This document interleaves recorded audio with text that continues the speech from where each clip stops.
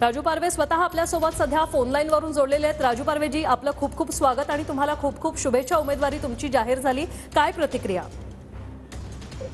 या महाराष्ट्राचे लोकप्रिय मुख्यमंत्री सन्माननीय शिंदे साहेब, या महाराष्ट्राचे लोकप्रिय उपमुख्यमंत्री सन्माननीय देवेंद्रजी फडणवीस साहेब, सोबतच या महाराष्ट्राचे उपमुख्यमंत्री अजितदादा, या सगळ्यांचे मनापासून खूप खूप धन्यवाद मानतो की मला रामटेक निर्वाचन क्षेत्राची तिकीट दिली। सोबतच या देशाचे लोकनेते आदरणीय सन्माननीय या देशाचे पंतप्रधान मोदी साहेब यांचे सुद्धा मनापासून धन्यवाद मानतो की एका सर्वसामान्य कार्यकर्त्याला या लोकसभेची त्यांनी तिकीट दिली। मला नक्कीच कशी तयारी झाली आहे राजूजी?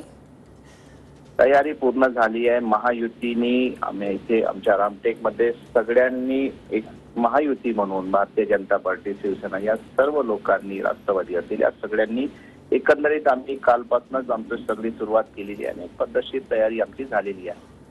नक्कीच काँग्रेसच्या उमेदवार रश्मी बर्वे यांचं जात प्रमाणपत्र अजून रद्द झालेलं आहे, त्यामुळे त्याबाबत थोड्याच वेळात निर्णय येणार आहे। तुमच्या समोर कोणाचं आव्हान असेल असं तुम्हाला वाटतं?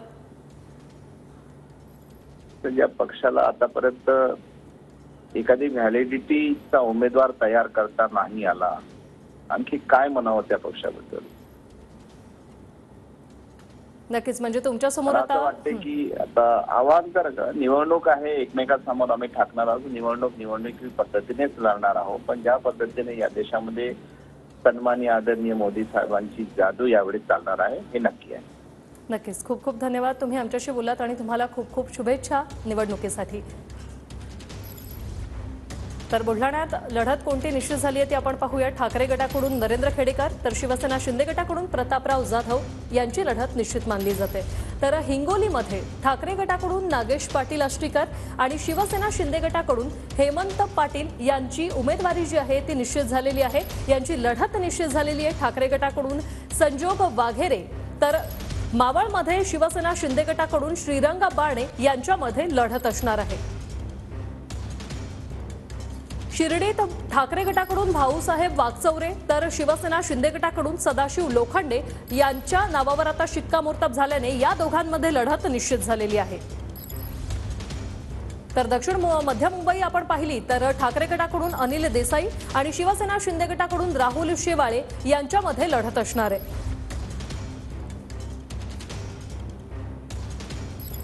हे 8 शिवसेनेचे उमेदवार आपण पाहतोय। रामटेकमधून राजू पारवे, बुलढाण्यामधून प्रतापराव जाधव, दक्षिण मध्य मुंबईमधून राहुल शेवाळे, हिंगोलीमधून हेमंत पाटील, कोल्हापूरमधून संजय मंडलिक तर हातकणंगलेमधून धैर्यशील माने यांचं नाव पहिल्या यादीमध्ये जाहीर झाले। तर मावळमधून श्रीरंग बारणे आणि शिर्डीमधून सदाशिव लोखंडे यांच्या नावावर शिक्कामोर्तब झालेलं आहे। पहिल्या यादीत श्रीकांत शिंदे यांचं मात्र नाव नाहीये। दक्षिण मध्य मुंबईत ठाकरे गट विरुद्ध शिवसेना शिंदे गट अशी लढत असणार आहे। ठाकरे गटाकडून अनिल देसाई तर शिवसेना शिंदे गटाकडून राहुल शेवाळे यांच्यामध्ये लढत होईल। तर ठाकरे गटाकडून भाऊसाहेब वागचौरे शिर्डीचे उमेदवार आहेत, तर शिवसेना शिंदे गटाचे सदाशिव लोखंडे हे शिर्डीतचे उमेदवार आज जाहीर झाल्यामुळे लढत निश्चित झाली आहे। बुलढाण्याचा विचार केला तर ठाकरे गटाकडून नरेंद्र खेडेकर आणि शिवसेना शिंदे गटाकडून प्रतापराव जाधव यांच्यामध्ये लढत होणार आहे।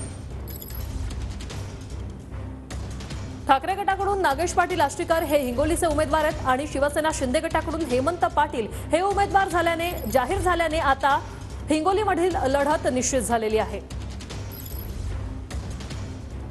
तर बुलढाण्यामधून प्रतापराव जाधवांना तिकीट देण्यात आलेले आहे। नाशिक, कल्याण, डोंबिवली या जागांचा उमेदवार मात्र अद्याप निश्चित नाहीये। पहिल्या यादीत श्रीकांत शिंदे यांचंही नाव नाहीये।